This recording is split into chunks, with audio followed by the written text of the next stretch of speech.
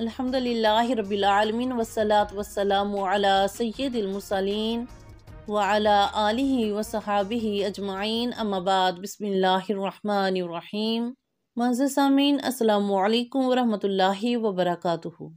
سامعین، جیسا کہ سب کو معلوم ہے کہ آج شب معراج یعنی کہ رجب کی 27ویں رات ہے، اور میری طرف سے تمام امت مسلمہ کو شب معراج بہت بہت مبارک ہو۔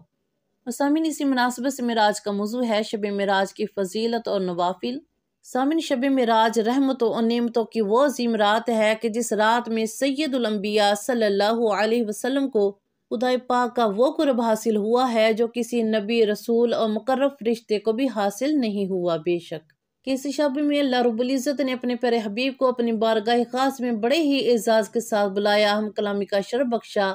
اور اپنے دیدار سے نوازا، سبحان اللہ۔ اور اپنے پیارے حبیب کی امت کے لیے رمضان المبارک کے روزوں کا نماز جیسے پاکیزہ اور اہم عبادت کا تحفہ عطا فرمایا، سبحان اللہ۔ سامعین، یہ واقعہ ہجرت سے قبل پیش آیا کہ جب حضرت سیدنا جبریل امین علیہ السلام براق لے کر نبی آخر زمان صلی اللہ علیہ وسلم کی خدمت میں حاضر ہوئے اور عرض کیا، اے اللہ کے رسول صلی اللہ علیہ وسلم، آپ کا رب آپ سے ملاقات کا خواہش مند ہے، سبحان اللہ۔ تو سامعین، نبی کریم علیہ السلام حضرت جبریل امین کے ہمراہ اس مقدس سفر کے دوران مسجد حرام سے مسجد اقصیٰ گئے، جہاں تمام انبیاء کرام نے آپ صلی اللہ علیہ وسلم کی اقتداء میں نماز ادا کی، اور پھر آپ صلی اللہ علیہ وسلم آسمانوں میں اللہ تعالیٰ سے ملاقات کرنے تشریف لے گئے، سبحان اللہ۔ سامعین، اس واقعے کو قرآن پاک کے 15ویں سپارے سورہ اسراء کی ابتدائی آیات میں بیان کیا گیا ہے، اور سورہ نجم میں بھی اس واقعے کا ذکر ہے، سبحان اللہ۔ بے شک سامعین، سفر معراج کے دوران نبی کریم علیہ السلام کو جنت اور دوزخ بھی دکھائی گئی، اور آپ صلی اللہ علیہ وسلم کی ملاقات مختلف انبیاء کرام سے بھی ہوئی، سبحان اللہ۔ اور سامعین، اسی سفر میں امت محمدیہ پر نماز بھی فرض ہوئی، اور یہی وجہ ہے کہ اس شب خصوصی عبادت کا اہتمام کیا جاتا ہے کہ شب معراج کو اہل ایمان نوافل ادا کرتے ہیں، درود و سلام، نعت خوانی کی محفلیں سجائی جاتی ہیں، اور گناہوں سے بخشش و ملک کی سلامتی کے لیے رب ذوالجلال کی بارگاہ میں التجائیں کی جاتی ہیں۔ بے شک سامعین، امت مسلمہ کے لیے معراج النبی کا سب سے بڑا تحفہ نماز ہے، سبحان اللہ۔ سامعین، خدا پاک نے شب معراج میں خاص طور پر ہمیں نمازوں کا تحفہ عطا فرما کر یہ اشارہ فرمایا ہے کہ دیدار الہی، قرب خداوندی تو رسول اللہ صلی اللہ علیہ وسلم کی معراج ہے، اور نمازوں کے ذریعے اس پاک مولا سے راز و نیاز مومنوں کی معراج ہے، سبحان اللہ۔ بے شک سامعین، اسی لیے تو ہمیں نماز کی ادائیگی میں خشوع و خضوع کا یہ حکم دیا گیا ہے، یعنی کہ تم اللہ تعالیٰ کی عبادت یوں کرو کہ گویا اسے دیکھ رہے ہو،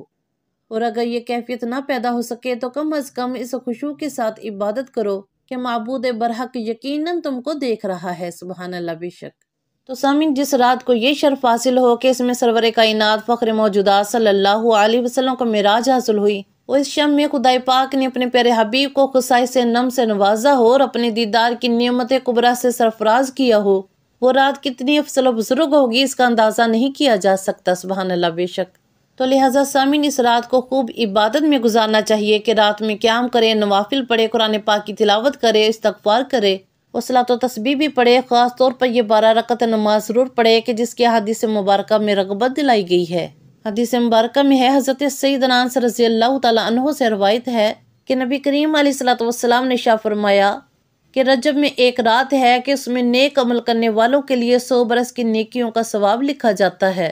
اور وہ رجب کی 27ویں شب ہے، سبحان اللہ۔ جو کوئی اس میں 12 رکعت اس طرح پڑھے کہ ہر رکعت میں سورہ فاتحہ، کوئی سی بھی ایک سورت، اور ہر 2 رکعت پر تحیات، درود پاک اور دعا پڑھے، 12 رکعت پڑھنے کے بعد سلام پھیرے، اس کے بعد 100 بار یہ تسبیح پڑھے، سبحان اللہ والحمد للہ ولا الہ الا اللہ واللہ اکبر، پھر 100 مرتبہ استغفار اور 100 مرتبہ درود شریف پڑھے، اور اپنی دنیا اور آخرت سے متعلق جس چیز کی چاہے دعا مانگے، اور صبح کو روزہ رکھے تو اللہ پاک اس کی سب دعائیں قبول فرمائے گا، مگر یہ کہ وہ کوئی ایسی دعا نہ کرے جو گناہ میں شمار ہوئی ہو، کیونکہ ایسی دعا قبول نہیں ہوگی۔ سامعین، 27ویں رجب المرجب کے روزے کی بھی بڑی فضیلت ہے کہ نفل روزہ اللہ تعالیٰ کو بہت محبوب ہے کہ نبی کریم علیہ السلام نے ارشاد فرمایا کہ رجب اللہ تعالیٰ کا مہینہ ہے، جس نے رجب کا ایک روزہ رکھا اس نے اپنے لیے اللہ تعالیٰ کی رضا کو واجب کر لیا، سبحان اللہ۔ ایک اور حدیث مبارکہ میں ہے، نبی کریم علیہ السلام نے ارشاد فرمایا،